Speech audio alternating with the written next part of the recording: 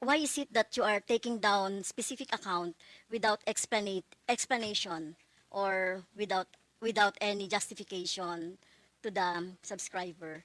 Like, for example, just take the account and that's it.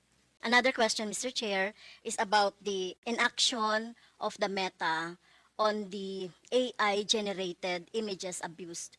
I was also a victim of that when I hold a gun. Thank you, Mr. Chair, and I also thank the Meta for coming here after 3 notices. Thank you.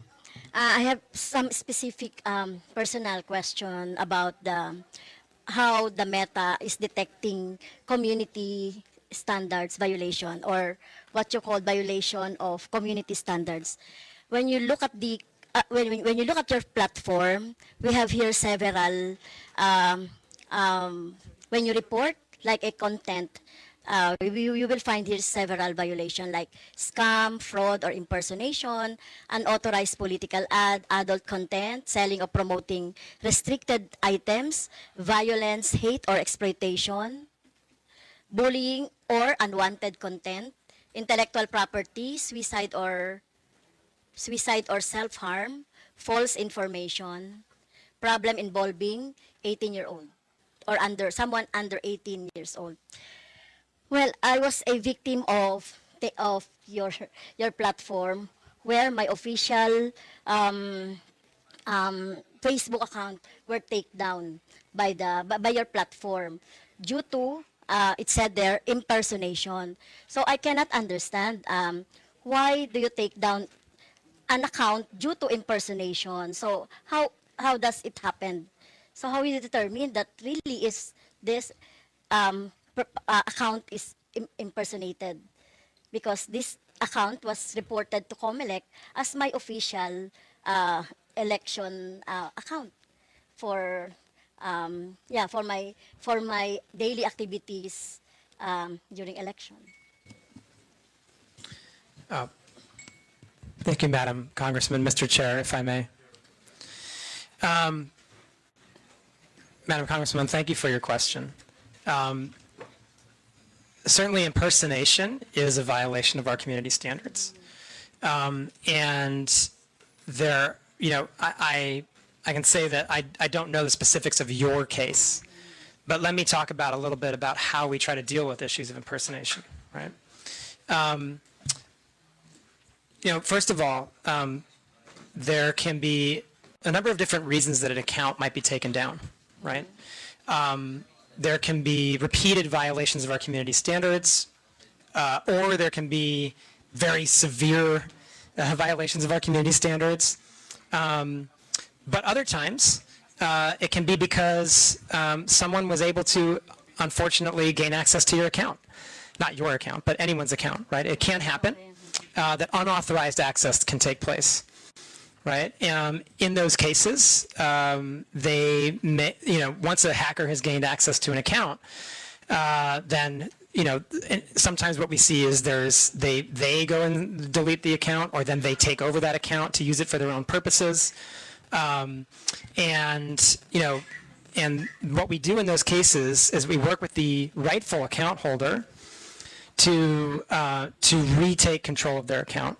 Right, so we ask for credentials. It could be a government ID. It could be, various email addresses or other identifying information that were used with that account in order to regain control of it. I think one thing we've seen and that we know is an extremely effective guard against having accounts taken over by hackers is two-factor authentication. Two-factor authentication is really the first line of defense that any user on Facebook, including members of Congress, have against their accounts being taken over. If you have two-factor authentication on, anytime someone would seek to make changes to your account, it would ping you to make sure that you're the right person and you're authorizing those changes. I would urge everyone to make sure they have two-fact turned on their account. I think it's also worth noting that, for government officials, for politicians who are engaged in an election cycle, we have specific channels where we can work together. We have our Meta Support Pro channel that you can access and that we're happy to work with you to make sure you have access to, so that if you have specific issues with your account, other members of Congress, other people running for election can access those channels. I think it's also worth noting, and I didn't really mention this in my opening comments, but I think I should, that that there are a number of different statutory agencies that have specific channels with Meta where they can report community standards violations, account hacks, and any other issues that the government is experiencing with Meta's platforms and our services. In fact, there are 11 different government agencies that have direct channels to us.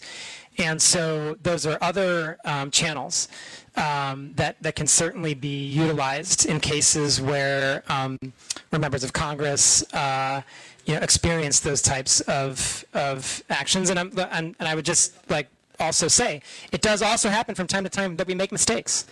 That is also something that happens, and we're sorry for when that happens. We know it's a really poor experience. We don't want that to happen. We take those instances very seriously. We do everything we can to try to minimize them. And so that's also just something that can happen sometimes. So when my account was took down, we complained to we write to the Meta about my account, and then why is it that you are taking down specific account without explanation or without any justification to the subscriber? Like, for example, just take the account and that's it. So no explanation at all. So you will just explain if we will write to you on what happened to the account. So there's no, is there a like for example, due process in place in your platform? Thank you for the question, Congressman, Mr. Chair, if I may. Madam Congresswoman, again, I'm not familiar with the specifics of your case, but I, again, can talk in general. Users should receive notifications if actions have been taken against their account. That is certainly part of the due process that we have in place, and users have the right of appeal. And in fact, when we see mistakes happen and users appeal those actions, the content in question, if it was a community standards violation, may often be restored. In some cases, the account would be restored. I do just want to highlight, in the specific case of hostile takeover of accounts, or what Meta believes may be a hostile takeover of an account, that can be a more complex process for very good reason. We want to make sure that we are not providing access to the account of someone who shouldn't have it. And so, Madam Congresswoman, I would just emphasize again that if you or another member of Congress is having any types of these issues, we can certainly provide you access to our Meta Support Pro and other channels so that we can solve these problems together. Mr. Chair, may I ask also that, are you familiar with troll armies, or mass reporting of an account so that it could be taken down for any other reasons? Are you familiar with that? Because I'm suspecting that my personal account was a victim of that scheme by army trolls, or by a group who would like to take down my account. Because as I can see here in your process of checking the misinformation and disinformation, it would be if it is mass reported, it goes to your AI, and then after that, human checking, right? Right, in your graph of how to determine the disinformation or violation of your community standards. So my question is, are you familiar with that scheme? Mr. Chairman, thank you. Madam Congresswoman, coordinated mass reporting absolutely violates our policies. We have seen that type of behavior before and certainly if we detect that type of behavior, then we would seek to make sure that any decisions that are made about accounts are the correct ones. And then we would also try to go after the people who are engaged in the coordinated mass reporting, because that clearly does violate our policies. And that's the type of abusive network that we would seek to prohibit from utilizing our platforms.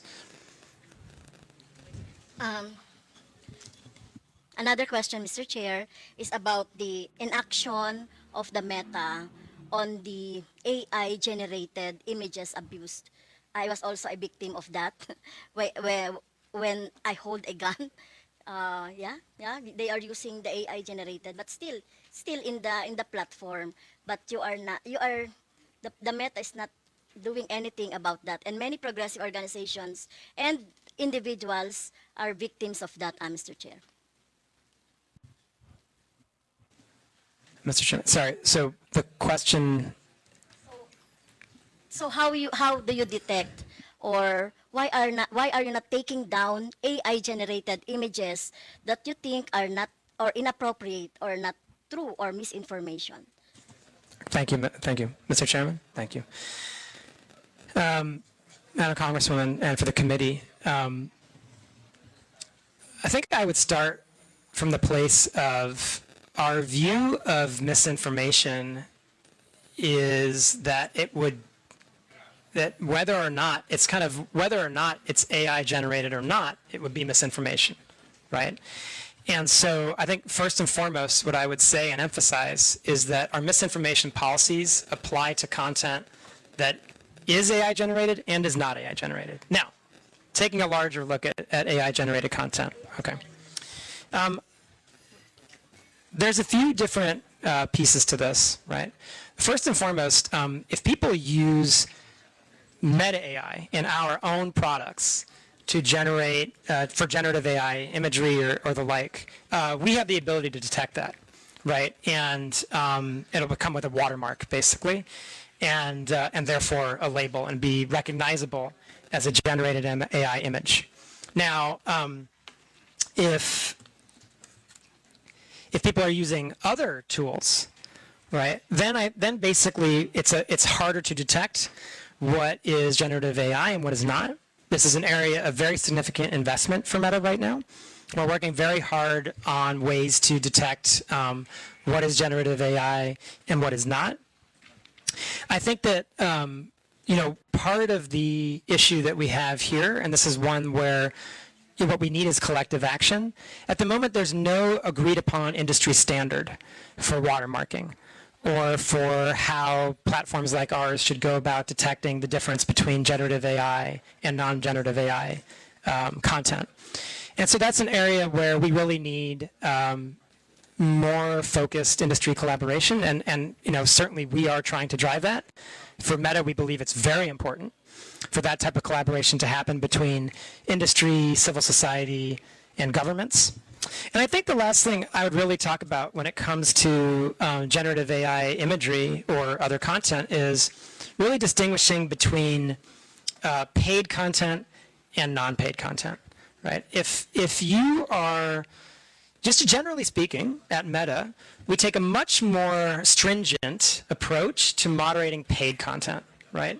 Because obviously we're taking money for it. We believe we have responsibility that's even greater, and the distribution would be increased, right? And so, in the context of anything that is, again, taking out the generative AI component of it, any type of content that is paid for, that is political in nature, that talks about a campaign or a politician or a social issue, right, is subject to our policies on political candidates and social issue paid advertising, right?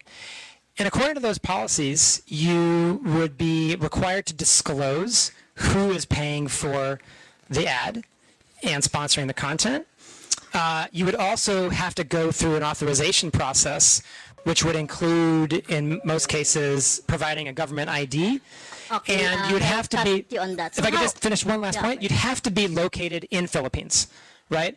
If you want to run a social issue or political ad, you'd have to be located in Philippines, right? And so there's a series of steps that you have to take to cross that threshold in order to be able to run those types of ads. And then in addition to it, if it is AI generated, you'd be required to disclose that it is an AI generated paid piece of content. Thank you. So, really, it's very hard to determine because the name of the account is alias, or the name of account is just like a Like for example, Makabayan, the account is using our political organization. That account names Makabayan is using our political organization, but it has this what I saw an AI generated images of mine with guns with the rebels, etc. I will see I will give you the images later so that you can see. Mr. Okay. Chair, thank you, So- Madam Congresswoman, and I know my colleague also wants to add on to this.